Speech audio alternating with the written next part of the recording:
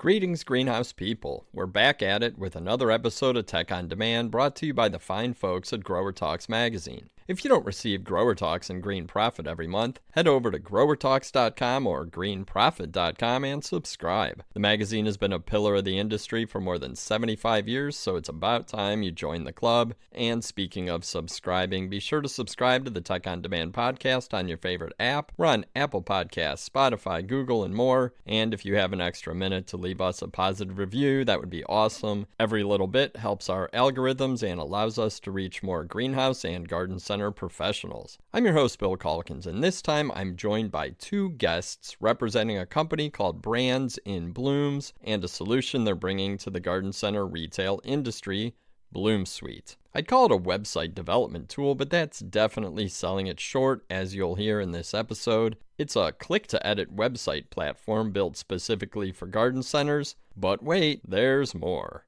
BloomSuite also offers an e-commerce component connecting your store to nursery fulfillment partners that ship plants directly to your customers. And if your marketing messages, social media, and CRM are disconnected and operating in isolation, BloomSuite also offers a CRM Plus marketing dashboard to tie it all together with pre-built customer personas, automated content generators, calendars for planning, the ability to send targeted emails and texts, as well as full meta connectivity to upload your social media to Instagram and Facebook. Yeah, it's a lot. Which is why I'm psyched to have Brands in Bloom's co-founders, Jeff O'Brien and John Morrison, here to explain what this is all about. So without further ado, let's get into the episode. Jeff and John, welcome to the podcast.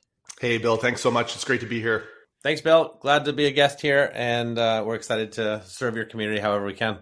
Awesome. Well, let's jump right in, because what I consider one of the really cool things about our discussion today is that we're talking about really cool cutting-edge technology for garden center retailers, but it's not designed by a tech company and kind of retrofitted and remolded to fit into the green industry, because Brands and Blooms is 100% from and for our industry. So Jeff, along those lines, why don't you give a quick overview of your business, maybe why you started it and why you are completely focused on garden centers? Yeah, thanks, Bill. I'll start with why Brands and Blooms started in the first place. I've been in the industry for nearly a decade. Before Brands and Blooms, I was the director of sales and marketing for Bloom and Easy, the plant brand that is focused pretty much on the younger generation. And so that's really where I got to visit independent garden centers. And that's where I really fell in love with the independents. And the same question and response and really problem came up over and over and over again when I would visit these independent garden centers, these small businesses, and talk to these owners. And the problem was that they've got an aging demographic and the emerging generation just isn't getting into gardening. And fast forward to COVID, they got in and a lot of them have left again. And then looking at the Axiom study last year, I know the new study just came out, so I'm excited to see the results of that. But when you extrapolate the data, it's something like 81% are going to the big box store over the independent garden centers. And so obviously that's a huge problem that our industry faces. And at the same time, I was going back to school to do my MBA, and on my dissertation, I did it on consumer behavior in the retail garden center because of my love, because of my passion for independent garden centers. I wanted to really put this problem to the test. And that's when I uncovered a bunch of problems that I felt I had solutions to only because of a good friend of mine, John Morrison, and what he had been doing in other industries from a tech perspective. And so me and John met. I brought him in and we started Brands and Blooms, which is on a mission to help independent garden centers attract and retain the emerging generation. That's cool. And not to give anything away, but the new Axiom study does continue to build on that, the findings from last year, although they did see one major big box store slipping with the younger audience and that transitioning over to independent garden centers. So Amazing. Maybe we're seeing a little bit of a change, but I completely agree with that challenge that you guys are looking to solve. Totally. And yeah, I believe it was Home Depot went from like 36% down to maybe 24, something like that. Yep. Yep. I think it correlates really well with the number one source for plant information is the independent garden center with the new study. And so you think about it, people shop the most at Home Depot, but then they go to the independent garden center the most for plant information. So I think just doubling down on that educational piece in the long run, we're gonna win. Agreed. I think that's a really, really good approach. And I know that our listeners appreciate that focus on our industry. The fact you did your MBA on garden centers, I still find absolutely fascinating. I wonder how many of those dissertations are done on IGCs. I can't imagine it's too many. So thank you for flying the flag. And John, as the software expert on the team and also bringing this market trend knowledge to the whole equation, I'm interested in the evolution of BloomSuite as I guess you would call it a CRM tool for garden centers. And if you could share a quick overview of the system before we dig in, I think getting that on the table in this discussion will just help us throughout. Yeah, so my job was to, be friends with Jeff. We've been friends since 2016, I think it probably was. We were just living in the community, both raising family of girls, went to church together. And then when he came out with his big dissertation, I read through it and was very passionate about what like just doing what Jeff wants to do. And if you hang out with Jeff long enough, it's caught. And so having no background to horticulture, but a background in tech, I came in a little sheepish, I should be honest. I'm one of the plant killers from the COVID era. And so came into the industry wondering if I'd be judged, and quite the opposite. I was welcomed. My job is to listen to Jeff, listen to people as we walk the floors of Cultivate, as we sit in breakout centers, and we're just listening to people and all their challenges. And my job is to translate it into tech. So listen to the common problems that are coming up. Things like what do we do with all this data? We have the CRM. It's got all this customer data. What do we do with it? Or our POS system has all this data too, and it's not talking to our CRM, which is disconnected from our website. And my job is just to make connections. And so make tech that is easy to use, saves people time, makes people more money. And as a result, we can offer something that is fresh to this industry because the two of us are together. So Jeff comes from the consumer knowledge. I come from the tech background. And then our community, which we've been building, the Brands and Blooms community, is there to give us fresh insights as they're, kind of the heroic ones that are even today, right now, on the floors, talking to customers, learning more. And it's our job just to serve them. That's cool. And I do agree that there is in the mindset of a lot of garden center owners, there is a data overload, and they're not quite sure what to do because they do have, a lot of them have really powerful systems, but the information just becomes overwhelming and it's hard to get your hands around. And I do think that that's a huge challenge that something like you guys are building can overcome. Yeah, and I think the challenge too is that these data centers, they exist on islands, right? And they're not connected. And so without a system, without a unified piece of technology to put it all together, then it's powerless.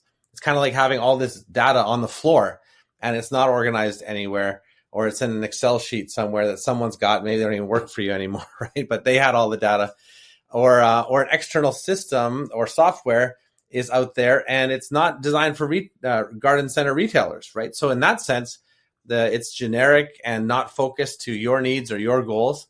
And so that's what we're trying to do, is really bring it to the independent garden center with software tools that serve them, solve their problems, and help them achieve their goals.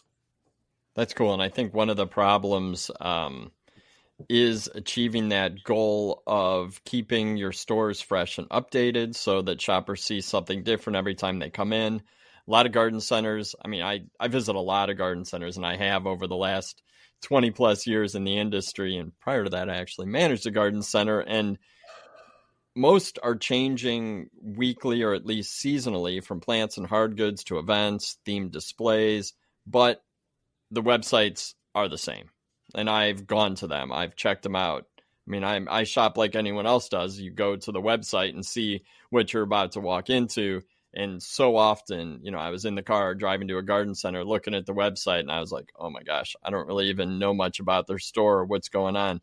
So why do you think that traditional web platforms or site updates are so challenging for garden centers? And it's probably similar for other retailers as well, although they tend to be updated more often from my perspective. But speaking specifically to garden centers, how does BloomSuite's functionality help with that experience?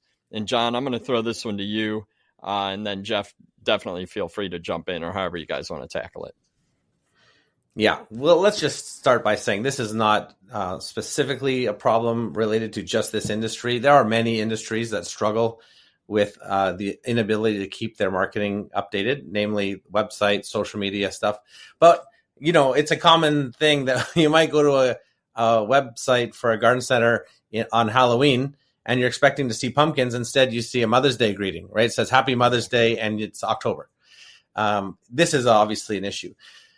I think websites need to be updated on two fronts. Jeff has been really clear with us in our marketing masterclass that we're going through that, Nike keeps their website fresh, things that are featured, things that are going, and that was a major hallmark to his research was why don't we don't have the marketing budget of Nike, but we can have the same tools or approach as Nike, which is keep your website fresh. So seasonal, monthly, those kind of things. So it's the software has to be easy enough that it's intuitive. We can do it ourselves. We can figure out. We don't need to go with an external company even to just make little tiny changes. Like, can we update this banner picture?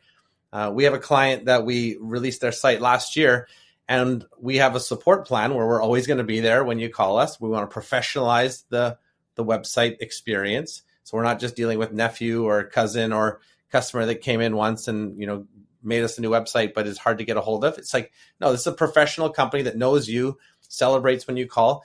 And we were there for them, but they don't call us often because they're able to update their site on their own. So that's a huge win. The second way that websites need to be updated, not just seasonally, weekly, is kind of like your kitchen, right? You wouldn't have a kitchen from 20 years ago. If you do, hey, that's great. No disrespect. Our kitchen's getting a little dated, but when our kitchen gets dated, I notice my wife gets a little bit embarrassed to talk about our kitchen, to brag about our kitchen, doesn't invite people into the kitchen as much because we're not as proud of the kitchen. Why? Because the kitchen hasn't been updated. Now, kitchens need to be updated, and websites are kind of like that. While we need to do it weekly and monthly, seasonally, we also need a major upgrade every 5 to 7 years because things are changing so quickly. The technology is changing, your business is changing, the tools are changing, and so we need a refresh just like a kitchen. So it needs to be updated locally every once in a while, but then also a major renovation needs to happen every 5 to 7 years. And that's why, because it's not easy to do that, and because they don't have a professional working with them, people just don't do it. We ignore it. Websites aren't always screaming in front of us when we're in the business, working on the business. And, the craziness of running the garden center, sometimes we ignore, maybe if I don't go to my website, maybe it won't exist. But the problem is other people are doing it. It's the front door of our business. We need to be updating it. So that's our challenge as to how do we solve that question or that problem for people as best we can and as simple as we can. And something you said there that clicked in my head really for the first time as you were saying it, but it makes total sense, is that if you are not proud of your website, you will not use your website as a tool to talk about your business. And at that point, you might as well not even have it. And you bring up a great point there, Bill. And I think a lot of garden centers would say it's a website. Like, who really cares about the website? But then when you look at the data, last year it was the number one source for plant information, and this year I think it's got to be number 2, but it's definitely in the top 3.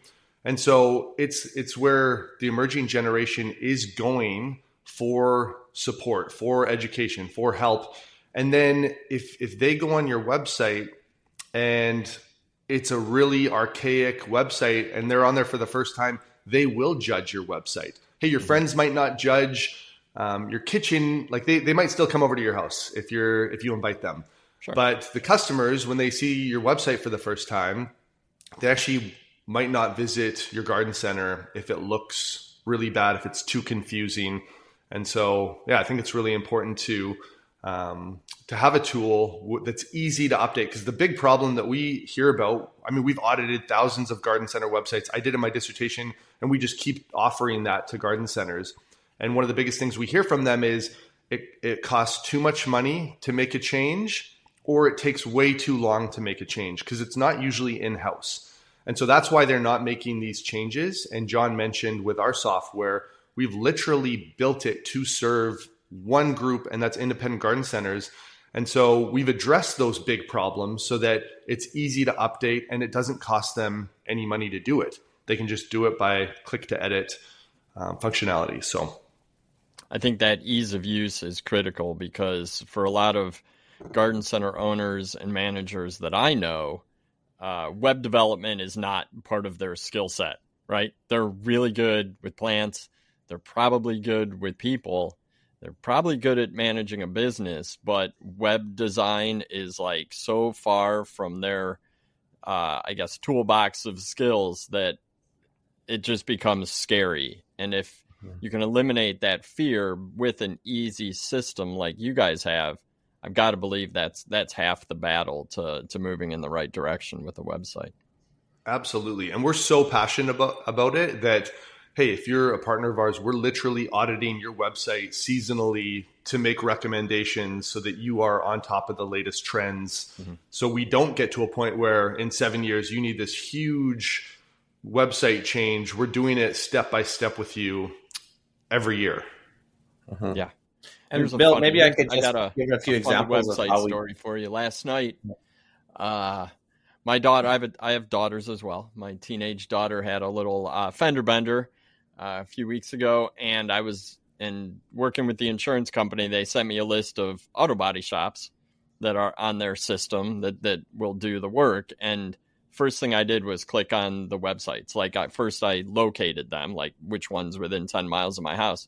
Then I just went to their websites and I wanted to see how long they've been in business. Are they a local family owned business? And I found one. Mm-hmm. They've been around now on their website.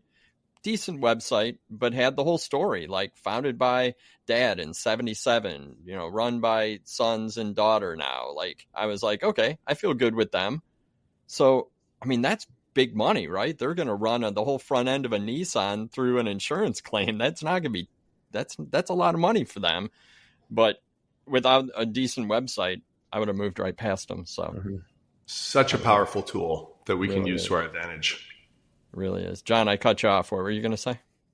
Oh, first of all, I mean, those of us with daughters that are a little younger, thank you for the preparation. And if maybe we could have a different podcast on just raising daughters. It wasn't her fault. Driving. I don't know how you did it, but I hear it coming and I feel it, and I'm scared, quite frankly. Maybe the technology will be there such that we'll have self-driving cars by the time that our daughters are driving, and I hope that that's the case, that they'll just jump in and we don't even need to worry about training them how to drive. But you're right. I was talking about, we were talking about website tools, and it was, I thought maybe I'll just share a story about how we have designed this thing to be intuitive enough for that person that is not great with web development. They're great with plants. They got, dirt under their fingernails, but as soon as those fingernails touch the keys of a computer, they're lost. Right. And the truth is that God did not make us to have to do all that stuff, right? And it's our responsibility as vendors to make life simple for our customers. And so here's a couple of things just to get into the trenches of what we're doing. For one, a website shouldn't take months. It shouldn't even take weeks, maybe days, but what we're going for is an hour. And then to actually have the website spun up in a minute. And the good news is we have tools like AI. You talked to Clint a month ago, a couple months ago, I guess it was now. And his big thing was that AI is a tool for our thriving, right? To help us thrive more, to make life a little simpler, and to help us get more done, to make more money. And we have embedded AI into the model so that it can build up your website, spin up a site in less than a minute. Okay. And the reason why that's good is because you don't have to code it out. You don't even have to enter in your own colors. It can figure out your own colors. It can figure out your address. And so we've spun up a site, and then how do you make changes to it? Well, you just click on the element that you want, and you can just write something different. You want to change some words, click on those words, change that word. You want to change an image, click on that image, put in a new image. And that's how we've done it quickly. Another thing that we wanted to do is we mentioned that we have a CRM. So keeping track of your customers, what's their address, what's their names, what are they interested in, what have they purchased in the past. If you have something like MailChimp or Klaviyo, these are powerful software tools. That's great. But they're not made for garden centers specifically. So if you wanted to bring it over into the same system that your website is in with BloomSuite, in the old days, you would have had to export your customer list, brought it back into another new piece of software and hope that everything matched up, that the phone number was still a phone number and that the email was still the email. But now what we can do is we actually log in with you. It's all automated to your MailChimp account and then just hit, sync, and it will sync over your entire list. So that's just a step that was a huge prohibitor for getting people to change software. And now we can just bring it all over. The AI reads your list and your segments, brings it all over, and it can be done within clicks. So there's no typing, there's no coding, there's no CSV file, there's no mapping, trying to figure out how to make it all work. It's just all of a sudden going to sync. The technology has helped us make things like that easy so that plant people can still be plant people, right? And they can love that, but they can still leverage the best tools for the best practices in keeping, organizing and, making sense and leveraging your data, which is how we started all this, is that data wasn't working because it's not talking to each other. And so we want to make all that as easy as possible to let you do more of what you were made by God to do. Which answers that question I hear all the time, which is, what can AI do for my business? And it's it's a hard thing to wrap your brain around until you see specific applications like you just talked about, which makes total sense. And I'm glad we're there, because it sounds like it's as easy to make website updates as it is to update my Facebook profile. And I think a lot of people understand that, you got to enter some words, maybe choose a new image, but they expect that simplicity with everything now. And I love the fact that you guys are bringing that to garden centers. Yeah, our big challenge is to have our support be as quiet as the Maytag repairman, right? There you go. We're sitting around, we're excited to help when we can, but my challenge is always that it would be actually take you longer to reach out to someone from support than it would be to just go in and do it yourself. So it's like, I could send an email and I know I'll have friendly people there helping me out, but actually I can just go in, quickly type something fresh, and then it's done. And I hit save and the changes is made. That's my challenge, to make things as simple and intuitive as possible so that you don't have to reach out to anyone. You can feel empowered to do it yourself. And a key distinction with the actual build out of the website is the fact that it's not just like building you any website in a minute. It's taking the framework from the dissertation that I did on garden centers and the thousands of websites that we've audited. So we've actually built a great framework within AI so that you're getting a website that's built on data specific to the independent garden center industry and what's going to drive customer visits into the store or purchases online. That's all integrated into the system. That's so cool. I absolutely think that's a huge benefit to garden centers, because our industry is unique, and we like to kind of hang our hat on that uniqueness, and having a system that's built to optimize our industry to customers, I think that's a huge piece of the puzzle. So I mentioned that AI can be a scary term, I think, for people to wrap their heads around. Another one is e-commerce. And I know just a few years ago it was a touchy subject, even controversial. We were always sort of navigating how we were talking about it in the magazine, but I really do believe that's changed recently. Yet, I don't think a whole lot of garden centers have explored that option, certainly independent garden centers.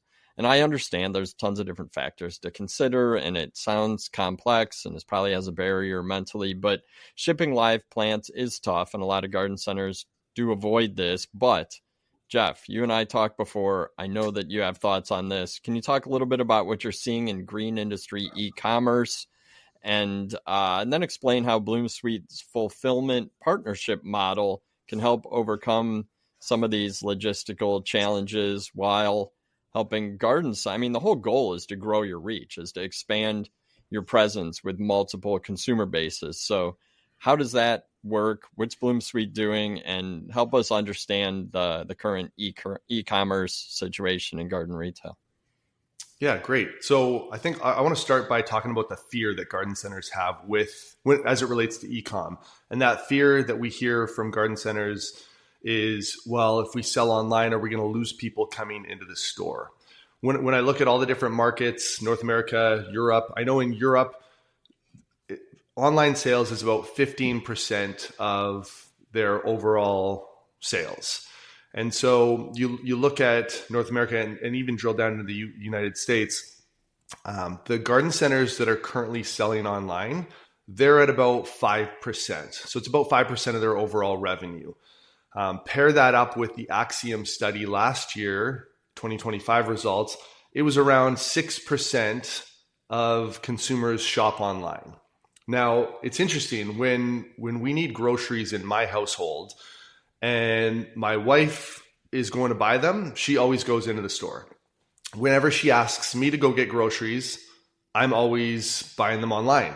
And we're two completely different buyers. I think the same thing is true about plant sales as it relates to e-com. And so that fear of like, we're going to lose them coming into the store, it's actually the opposite. You're just not reaching that group at all right now.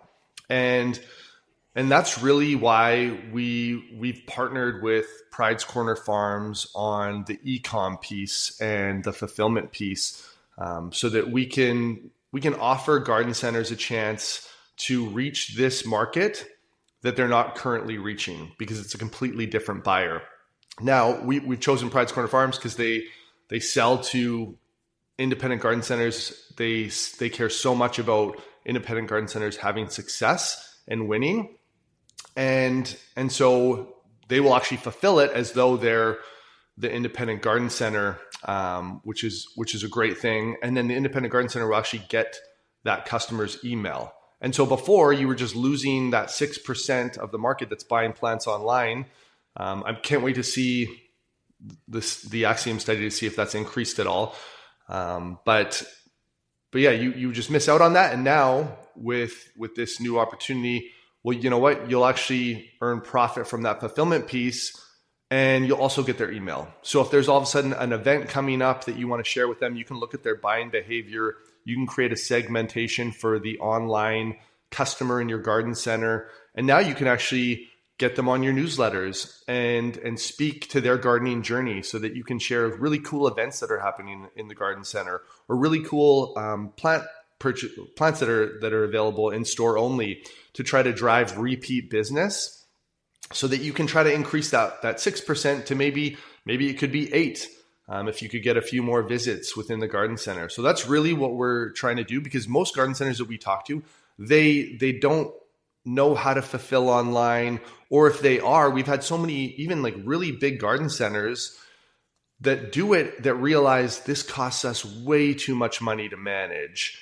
And so they're just losing opportunities to make some margin in online sales and really capture that customer's information so you can get them back into the store. No, that's good. I've been in some big greenhouses that do online plant sale fulfillment, and it's actually a whole business segment. Like, it requires a lot of people, a lot of expertise, packaging, conveyor lines. Like, it's a big undertaking. So having a fulfillment partner, and you're right, Pride's Corners is awesome. We've known them for years. They are 100% like diehard IGC supplier. They will represent your business well. Totally. Yeah. And we're putting together a list of other vendors to join that group. And I won't mention them right now, but there's a bunch more that are coming on board. So we'll have like garden centers that jump on board. We'll have a full solution, a full online store readily available. So that's exciting for them who, haven't been involved in this space. Definitely. And I think I would love to share a story about my experience learning this e-commerce solution and how it evolved as far as BloomSuite goes. The interesting thing, occurred to me when I was asked to audit all these websites. Now, I thought I was, I got an hour. I'll go to our community and say, hey, if anybody wants a website audit, I'm happy to do it. Well, all of a sudden, I better clear my whole week because everybody put up their hands and say, can you look at mine? Can you look at mine? I'd love to hear your thoughts. And so I'd go to the site and I had some thoughts, but then I'd go to the shop button and there is their store, their Shopify store. Most of them were. And every plant that I went to, other than the gift card, which are not plants, every plant that I went to said sold out, sold out, sold out, sold out. Now, having never been to this place, coming into the first time, I would think that this place, the actual garden center, should I go there, it is empty. That it would be just an empty lot with a bunch of people sitting around twiddling their thumbs because every plant is sold out. And the truth is that they were full of plants. There's plants all over the place there, but the Shopify store did not reflect it. Well, when I did some digging, I found out that keeping inventory fresh online is a full-time job. And most garden centers, if they have Uncle Ernie, who's in charge with his clipboard, there is not so technologically inclined to be able to update it. Now, a few garden centers could figure it out. They had a full-time devoted staff members or several devoted to just keeping the online inventory up to date. Well, that's a luxury that many other garden centers that I know do not have. So here's the problem. If we're going to have a shop button because we want to be relevant, we want to offer e-com, we need to either keep it up to date, take it off completely, and just say we don't do e-com, or find a better solution. And that's what I think I'm the most excited about, is this better solution with online fulfillment, that you could actually have an endless supply of plants, that if it's not available in store or somebody's not even shopping in your store because they're online like Jeff, then they can have an option to buy some plants from you online, and you don't have to even worry about keeping it, pesticide free. You don't have to worry about watering it. You don't have to put in the right light. You don't have to train your staff on it even. It's just available, and it will show up at your door if you buy it. That to me is a dream opportunity for independent garden centers that maybe have space constraints. Maybe they have staffing restraints. They can have this endless aisle of plants and other goods that are available online on their beautiful new website that they're proud to point people to. To me, this is a huge game changer for how independent garden centers can compete with big box stores on inventory and with, increase their margins and add a whole new customer segment, the online Oliver guy who's just sitting in his pajamas, wants to buy plants, and will never darken the doors of a garden center. Not because the garden center isn't a beautiful place to visit. He's missing out, we would all agree, but he just doesn't know any better because he is always online first. Much like me with my Christmas presents for my wife and kids, I will not go to a mall ever. I know I'm missing out on the beautiful decorations and the Santa and the noise and the parking and the driving in the rain. I'm missing out on all that, but I'll still get them presents because it's all going to come online this year. I think, there's so much truth to that. I know that there's a huge chunk of our listeners that totally get it and are right in that same boat, or who have a spouse or a partner or someone else in their lives who are completely down the online path as well. And something you said, Jeff, that I think is worth repeating is that you're not going to lose customers. You're going to gain access to a whole new segment of customers, and it could be a really, really big one. Totally. So when we were talking, getting ready for this episode, you talked about the dangers or challenges with stacking tools, and that was a term that I hadn't heard. But as you explained it, it made a lot more sense to me. So, like, if you're using WordPress for your website, which I know a lot of people do, and as we said before, they're not tailoring your website for the green industry in any way, shape, or form. That's an off-the-shelf website. And Shopify, which you already mentioned, John, to create a web and e-commerce system, this can drive up costs, which you had told me about, Jeff, which again makes sense, but also really not be the greatest experience in the whole grand scheme of things. So can you explain this to the listeners and then maybe hand the question off to John to discuss why you guys made a choice to build a proprietary platform? We talked a little bit about it earlier, the importance of being dedicated to the industry, building tools for the industry. But what are some of the other benefits? Yeah, thanks for sharing that, Bill, and bringing that up. So I'll start with, you mentioned the cost piece. I think it's a big factor when you think about all these different tools that garden centers will bring on to solve even just one problem.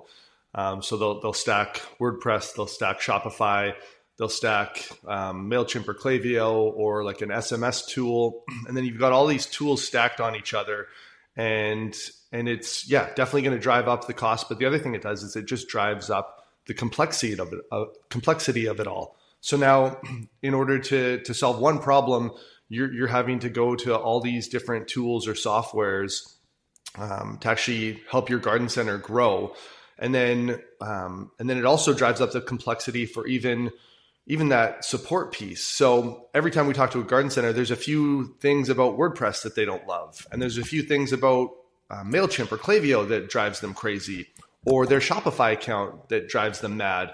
And I think that's the beauty in all of this is we actually haven't built anything. The garden center has, because every time the garden center says to us, oh, I really wish that BloomSuite could do XYZ, or the website could have this component to it, we take a look and say, hey, is this going to help all of our garden center clients? And that's the beauty of serving one market, is our software is going to improve every single month, every single quarter, every single year. So you're going to have a better tool than you had last year. And I'm not sure many tech companies can say that, because most tech companies are serving so many different industries. And that's a huge differentiator for what we're trying to do and build when it comes to, just stacking different tech and some of the challenges that come with that. No, that makes a lot of sense. John, do you have anything to add from the tech guy side of it? I got so much to add, but what do you got time for is the real question. Imagine that you hire someone to do marketing. They're bright-eyed. They're super excited. They start in February, getting ready for the spring, and they want to get your website going. They want to get your e-com up to date. They want to do your social media posting. They want to log into your, LLM or AI content generation. Also, they want to do some texting. They have this great idea. They create a new piece of software, and then they're like, okay, what's the WordPress password? Oh boy, I don't really know what that is. What was the last person? Do we have that written anywhere on a piece of paper, on a note? What's the Shopify password? How do we get into the texting? How do we get into the CRM? And all of a sudden, it's just like passwords galore, and we can't get into half of them, but we're still getting billed every month for it. It's still coming off the credit card. And so we want to start a new one. Well, now we have 2 charges on the credit card for the same piece of software because we don't know the password. This is a huge problem. Then we want to call in and say, well, how do we operate this software? We need to get our password. We call a support team. Well, now I got the Shopify support team, which is actually a chatbot or a Reddit article from 2020, right? Or I got the support team for the CRM, and then all of a sudden we go, and none of them know me. It's they're not local. Imagine having one bill, one login, one support team that knows me, loves me, and understands my industry, and they're all working together, right? And so it's like, how much easier is it to onboard that person that's new, and how much easier to pass on the information to the next person, and to just have it all organized, where, like I said before, the data is unified, it's working together, everything's playing together instead of fighting against you, making your business more complex. We want to make it simple. We want to make it clear, understandable, and user-friendly. I think it's the best way forward. I like that, and that gives me a perfect segue to my next question, which is about integration of the different tools within BloomSuite. So you already sort of pulled apart all the different sort of, cobbled together tools that are being used right now. But when you talk about what you guys offer, it's much more integrated. And I totally agree. A lot of retailers struggle to connect all these different parts into a comprehensive strategy. So how do you approach this, and how is the need to provide solutions for integration shaped what you're doing? And I mean, I don't need the technical discussion of it, but how does it all work together, I guess, from a process flow in your minds, or from the user experience? And whoever wants to tackle this, go for it. Let me just start, and then I'm going to throw it over to John right away. And I just want to say, when we decided to move forward with the website e-com solution, we knew that just having a beautiful website and plants available online wasn't enough. Mm-hmm. There's enough people doing that. That's not really a differentiator. That's not necessarily going to spike up revenue online by 5%. We knew we needed to offer a tool so that garden centers could actually have success with selling plants online and with getting customers into the store and into the garden center. And so that's really what pushed us to start BloomSuite. And I'll kick it over to John now to kind of share that full story. Yeah, I guess we could share the story from two different customers. One is one of them comes online and one of them comes through the garden center. But either way, a sale is made. And wouldn't it be great if your POS said, "Hey, we got a new sale from a email we don't recognize. Let's send them a text." Now you've collected their information at the point of sale, whether it be through the email address or their phone number. Either way, we can send them an email if we have their email address, or a text right away asking how their experience was, or because you bought this, you might also like this. So there's a trigger point from the POS that sends it to your CRM, or from your website to your CRM. And then you actually can start the conversation with them over and over. Now you can send them your newsletter.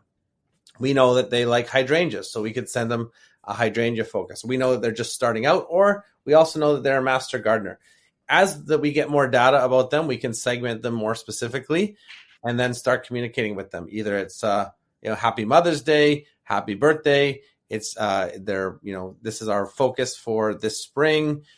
We have regular seasonal content that's coming out. Now we can just automate the process. They can be on our newsletter list or our loyalty program, and then continue just that relationship. So we don't just want to get better tools that help you. We want to get better relationships with your customers so that it gets more repeat sales. Because I think that's the important part that the data can then help us with, is to know people more and more.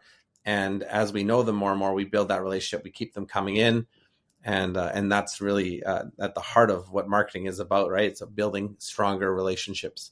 And then, of course, making all of that simple. So how do we automate the communication? How do we make the content generation in the newsletter very simple? How do we make the images beautiful, whether it be your own images that you upload or let AI create for you? And that's getting better and better as we go.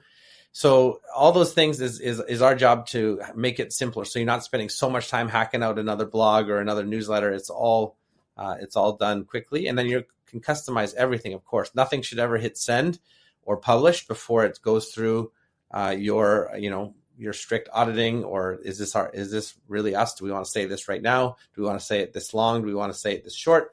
How do we want to say it better?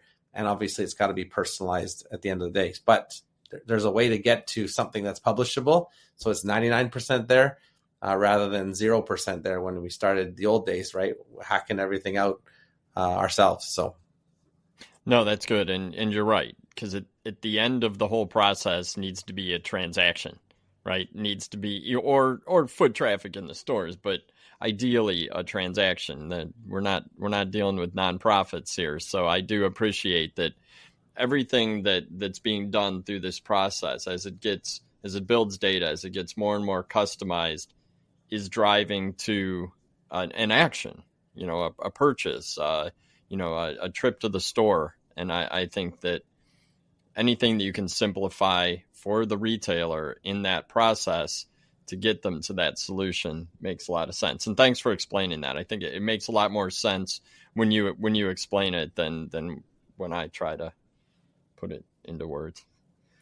All right. While I've got you, before we wrap up, we got to look into crystal balls, because whenever I talk to anyone about technology, I always want to know what's the future look like, because things change super fast. And I know that 5 years ago, it would have been really hard to predict where we're at now, but I still want to try it while I've got you guys. But what role do you see technology playing in the evolution of garden centers? Because I don't think a garden center is going to look the same in 10 years as it does now. And I don't necessarily think a garden center looks the same now as it did 10 years ago, but it's probably pretty close. How can new tools like BloomSuite not only solve today's challenges, but get the retailers in our industry ready for the expectation of tomorrow's customer? Because we all know, and we've talked about it as throughout this conversation, the customer base is changing. We are moving into a huge, massive population of millennial and Gen Z customers that are going to be excited about our industry. And it's our job to hook them, get them in, and continue to sell to them. So, John, I know this is like a huge baggy topic, but I think we got to discuss it before we wrap up, because I really want to hear what you guys have to say. So, John, I'm going to throw it to you to start, but Jeff, definitely jump in, because I want to hear from both of you about this one. What's the future look like, and how are we helping garden centers get ready? I hope that throughout this conversation, we've kind of shaped how we want to help garden centers with technology.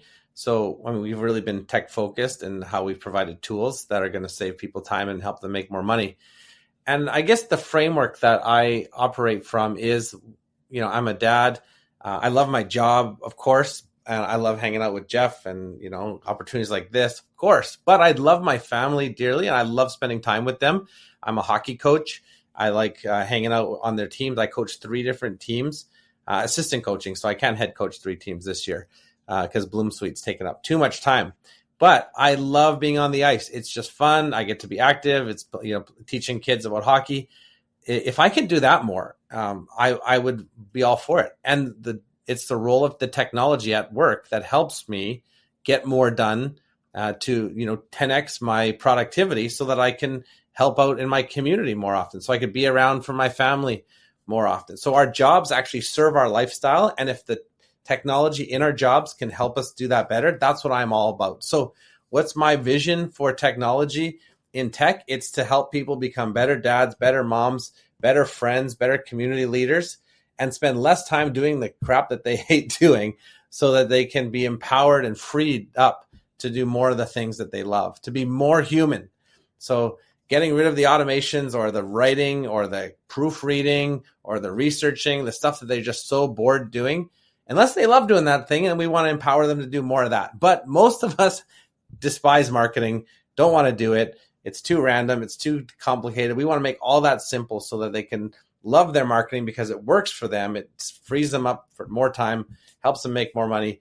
And that's what I'm all about. So I don't know what that's going to look like as it terms of crystal ball, but I do care about these small business owners and their families. And I want to give them more time together as a family and less time doing things that they hate doing.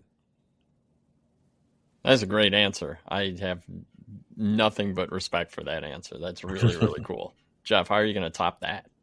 I mean, you can't top it, Bill. You can't top it, but I will share just a story that really kind of shares that piece of it. We had a client in the Midwest, and one of the biggest reasons why they came over to BloomSuite was because we solved that time problem. They were spending maybe a week just collecting all the different data points because nothing was integrated. And when you think about the customer, hey, it's an aging demographic. We got the emerging generation coming in. Well, the same is true about ownership. You have that next generation taking over garden centers. And when we speak with them, they have this 5-10 year plan that gives us that crystal ball into the future. And they're telling us, hey, we want an integrated solution and system so that it's easy to pull reports and data. And now we're tracking real-time data so that we're not just looking at last year, what went wrong. We can see it in our dashboard. We can see all the major data points from social media to our website, to our newsletters, to our POS system, and it can actually feed the system to make our lives easier and make those pivots, those changes in season way easier than ever before, so that you can actually have a successful year. If maybe before, the year would go through and you didn't make those pivots, you can make them kind of in season as they come. So yeah, that's my effort to just compliment John's inspiring answer. No, and I think those two add together to be a really good kind of ideal vision of the future. And the more I was thinking about it, John, I think maybe a generation or two ago, the idea of getting more free time might not have been a strong selling point because, I don't know, I look at my dad, that guy worked and, right. he's retired now and still pretty much works full time. Like, it's crazy. but I don't think that can be said for, the owners and managers of garden centers today. And I think there is much more of a desire for balance of time. And if you can offload this giant piece of the puzzle that you need to do, but maybe you don't want to spend the time doing it, and then see the benefits that you guys have talked about for the last 40 minutes, like that is a huge value. So I really appreciate the way you both framed that future look. I think it's valuable and makes a lot of sense. And, this is a huge critical topic that's becoming more and more important every day. I think we need to attract, we need to engage, we need to retain customers. It's a battle out there at retail. It's a battle for the dollars. It's a battle for the time. But garden centers are really positioned well to capitalize on what's going on right now in society. And it really sounds like with tools like BloomSuite, garden centers have a lot more power over some of these sort of marketing tactics and the engagement with customers than we've had in the past. So before we wrap up, I always ask, is there anything we missed, anything you want to reiterate? And then definitely let the listeners know how to reach out. Maybe they want a website audit. Maybe they want to connect and find out the opportunities through BloomSuite and Brands in Bloom. So give me your the best way to reach out, and if there's anything you want to reiterate or that we've missed. Yeah, I'll jump in quick and just say that, again, this is like everything that we've done and built is to serve independent garden centers. And so they've really built this for us. We've just been helping them along the way. And so every single tool that we have, they've actually built. So it's not only for them by a group that knows the industry, they're actually contributing every single day to make this software better. And then we love, like, I love way too much auditing garden center websites and jumping on a call to understand more about them, their market, their challenges, what they're going through. And whether it's BloomSuite or just, hey, they can do this on their own. I love those conversations and sharing some recommendations with them to move forward.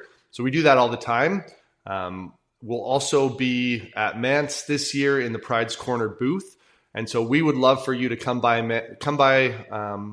Mance, come to the Pride's Corner booth, and we'll actually build you a brand new website in the booth. So you can see what it looks like. You can see how BloomSuite integrates with it, and you can make the decision. Hey, for $999, do you want this system, this design? And we can hit go right away. Or we can do that in a live demo. People can email us and we can set that up. Awesome. What's your website? www. Yeah, it's brandsandblooms.com. Okay. Yeah, and then the BloomSuite software is bloomsuite.app. App. Okay. Cool. I'll put both those links in the show notes for sure for listeners who want to reach out. John, anything you want to discuss before we wrap it up? Any words of wisdom or anything you want to reiterate? I hope people have heard, like, we are for the garden center. In a world that is trying to make their life more challenging, more complex, we're trying to make it more simple and clear.